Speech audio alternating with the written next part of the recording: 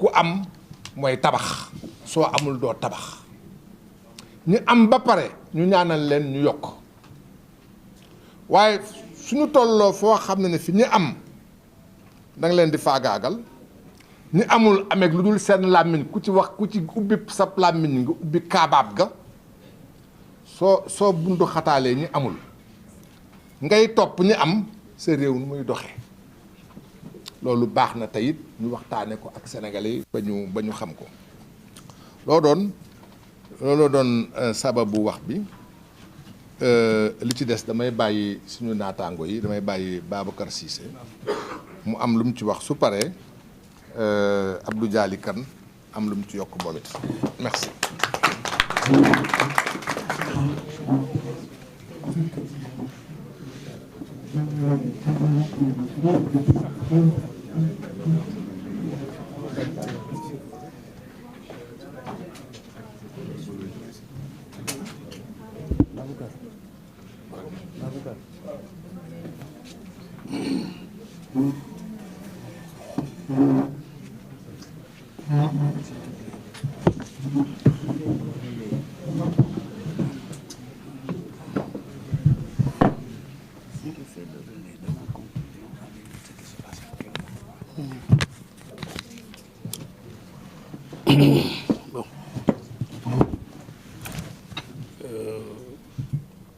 J'interviens à la suite de mes confrères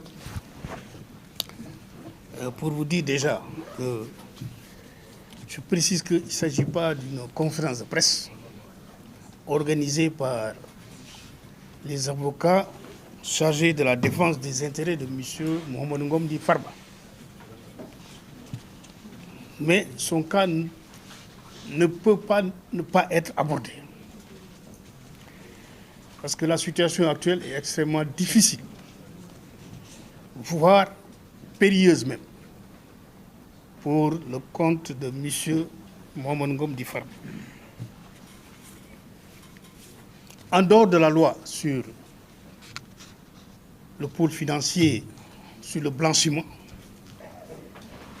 dont les dispositions, surtout la loi sur le blanchiment, violent impunément et violent gravement les dispositions, toutes les conventions internationales signées par le Sénégal, en ce que les rapports de la CENTIF ne sont pas contradictoires, en ce que la personne en cause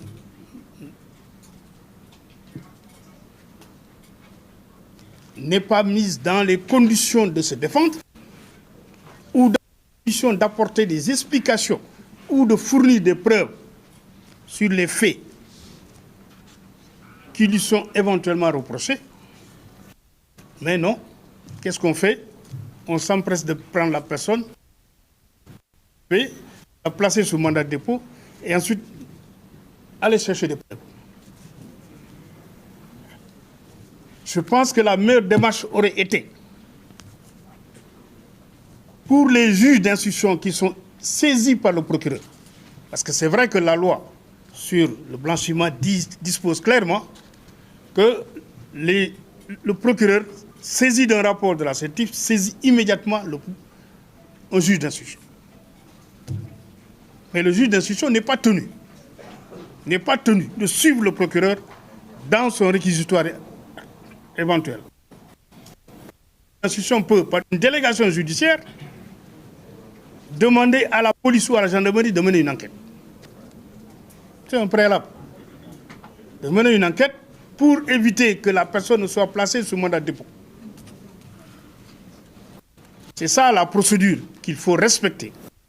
C'est ça le principe du contradictoire qui est absent dans la loi de la CENTIF.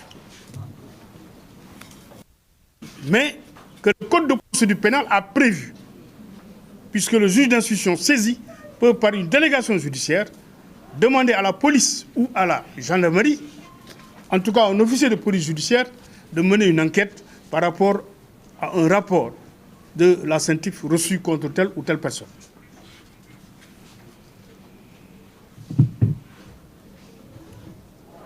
Et aujourd'hui, qu'est-ce qui se passe concernant le cas précisément de M. Bogo? Vous savez, il a été placé sous mandat de dépôt depuis le 27 février. Depuis le 27 février, lui, il a été placé sous mandat de dépôt. Tahirou Sarr a été placé sous mandat de dépôt le 28 février. Donc, 24 heures de différence. À ce jour, dans ce dossier, je précise bien, dans ce dossier, ni Tahirou Sarr, ni Farba Ngom, personne n'a été entendu. Cela fait 9 mois que ces personnes gardent de prison et n'ont pas été entendues. Mais le cas le plus grave et le plus inacceptable, c'est le cas de Farba Ngom. Parce que médicalement, prouvé que cette personne est malade. Voilà quelqu'un qu'on garde en prison, qui a demandé une expertise, et qui, le jour même de son inculpation, le 27 février, est venu avec un dossier médical qu'il a exposé au juge. Le juge n'en a pas tenu compte. On a introduit une demande d'expertise médicale. Le juge a accédé à la demande, désigné le professeur Alassane Baye, qui a déposé un rapport pour dire que son état est incompatible avec la vie en milieu carcéral. Le procureur de la République s'y oppose, demande une contre-expertise, et cette fois-ci, il demande la désignation de 3 experts.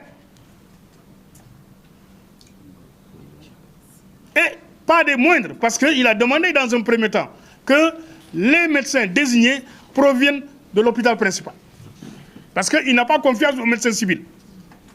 Pour lui, certainement, les médecins civils, c'est des médecins corrompus. L'ordre des médecins lui dit, non, on n'est pas compétent pour désigner des médecins militaires, parce que simplement, les militaires ne relèvent pas de l'ordre des médecins du Sénégal. Le juge reçoit cette correspondance qu'il transmet au procureur. Le procureur, dans ces conditions, change son réquisitoire. Dit au juge, bon, donc, désormais, désigner 3 médecins civils. Donc, l'ordre des médecins propose 3 médecins, qui sont des professeurs. Ce n'est même pas des médecins, c'est des professeurs. Ces 3 professeurs déposent un rapport qui confirme le rapport déposé par le précédent, c'est-à-dire le professeur Alassane Baye. Et ils vont pour dire qu'il y a une maladie que nous avons détectée et que l'autre n'a pas vue. Et qui est extrêmement grave. Parce que M. Farba Ngom risque une mort subite. Il peut dormir et ne plus se réveiller. Son état est incompatible avec la vie en milieu carcéral. Mais dans ces conditions, qu'est-ce qu'on fait? Normalement, la personne doit être mise en liberté. La loi est claire. C'est la main levée du mandat de dépôt. On dit non, non, non, on veut un centre hospitalier. Et c'est ce qui est quand même bizarre, c'est qu'aujourd'hui, que l'on ne prenne pas le courage d'appliquer la loi. Or, la loi est claire. Lorsque l'état de santé est incompatible avec la vie en milieu carcéral, la personne, le mandat de dépôt qui est décerné contre cette personne doit être levé. On nous dit même que les médecins auraient dû dire, même dans un centre hospitalier. Mais un centre hospitalier, c'est le milieu carcéral. Parce que vous vivez les mêmes conditions. Je vous donne un exemple. Quand la personne est mise dans un hôpital, il y a toujours l'administration pénitentiaire qui veille au grain. Donc c'est le milieu carcéral. Parce que vous êtes soumis aux mêmes conditions de détention. Vous n'avez pas le droit de recevoir n'importe qui. Vous avez à la porte de votre lit d'hôpital, vous avez un garde pénitentiaire. Et aux alentours. Donc, c'est toujours le prolongement du milieu carcéral.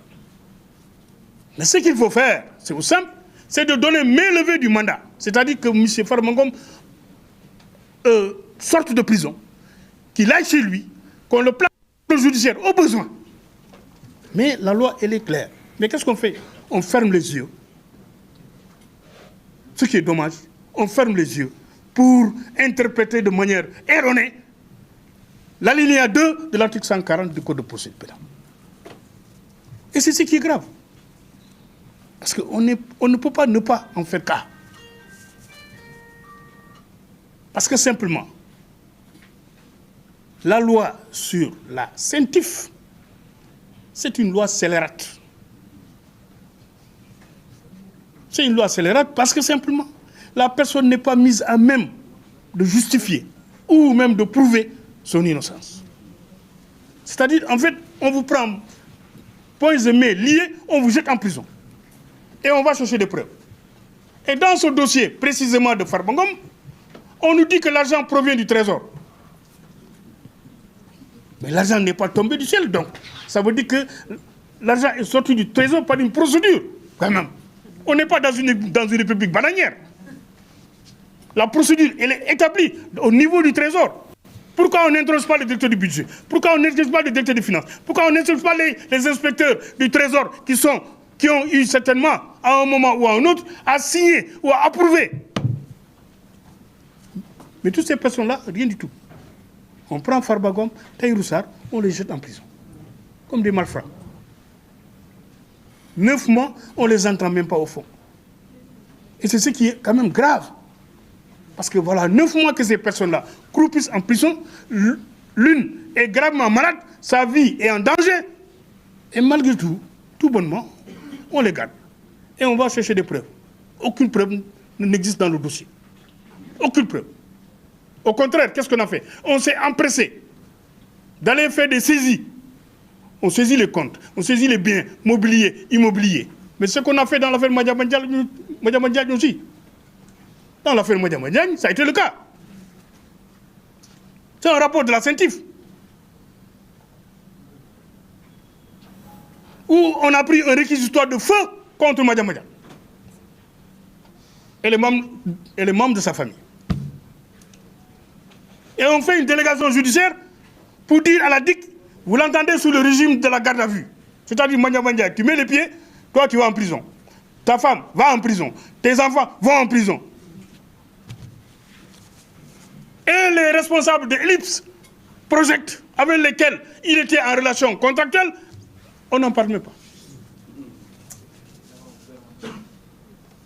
Et donc, manifestement, il y a un déséquilibre dans le traitement de certaines affaires. Et il faudrait que ça cesse. Il faudrait que ça cesse. Le Sénégal a adhéré à beaucoup de conventions, notamment relatives aux droits de l'homme, au respect des droits de l'homme. On doit respecter les droits de l'homme. Les droits de la défense sont sacrés, nous dit la Constitution du Sénégal. C'est la loi fondamentale. Mais qu'est-ce qu'on fait dans cette affaire? Dans ces affaires, qu'est-ce qu'on fait? On piétine les droits de la défense. Et on ose crier, urbi et orbi, que le Sénégal est un état de droit. J'ai dit non. Le Sénégal a beaucoup reculé sur ce plan. Parce que le respect des droits de la défense, c'est de permettre à la personne de se défendre. C'est d'entendre la personne dans le plus bref délai. Que de garder une personne. Vous dites que la personne est poursuivie au même titre que son complice, entre guillemets, de 125 milliards. 125 milliards, ce n'est pas 125 000 francs. Ce n'est pas 125 millions. C'est 125 milliards. Et qu'est-ce qu'on fait? On vous garde pendant 9 mois. On ne vous entend même pas sur les 125 milliards. Alors qu'on vous dit que vous avez volé 125 milliards au trésor public. Mais comme il faut être sérieux dans la vie. Il faut être sérieux. Donc, c'est pourquoi nous estimons que, en ce qui les concerne quand même, il y a beaucoup de choses à voir, à revoir. Et que l'ouvrage que notre doyen va mettre sur le marché, cet ouvrage-là nous permettra de voir plus clair. Et certainement, ce qu'il va nous proposer dans cet ouvrage, connaissant vraiment l'intelligence de notre doyen Doudou, malgré son âge, il continue à cogiter. Donc, cela nous servira à mener le combat que nous continuons de mener et que nous continuerons de mener. Parce que simplement, il faut que le droit soit respecté. Nous ne sommes pas des politiciens, nous sommes des hommes du droit. On n'est pas des politiciens. Moi, je ne fais pas de la politique, moi. Je n'ai jamais adhéré dans un parti politique. Encore une fois. Jamais. Moi, je suis là comme avocat parce que je respecte. J'ai prêté serment de défendre. Et je vais défendre jusqu'au bout toute personne qui m'aura consulté. Donc, c'est pourquoi j'estime que dans toutes ces affaires, il y a lieu vraiment de revoir les textes et les propositions ou les suggestions qui seront faites par notre excellent confrère Medoun Ndoye le seront pour le bénéfice du pays, d'une manière générale, mais aussi pour le bénéfice des praticiens du droit. Je vous remercie.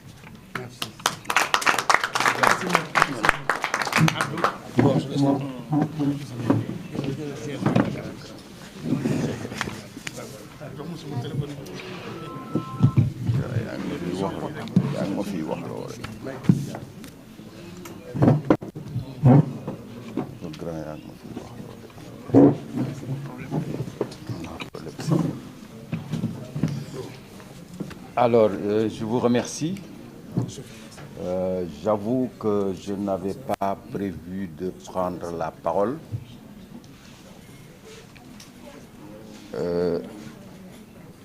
Mais j'entends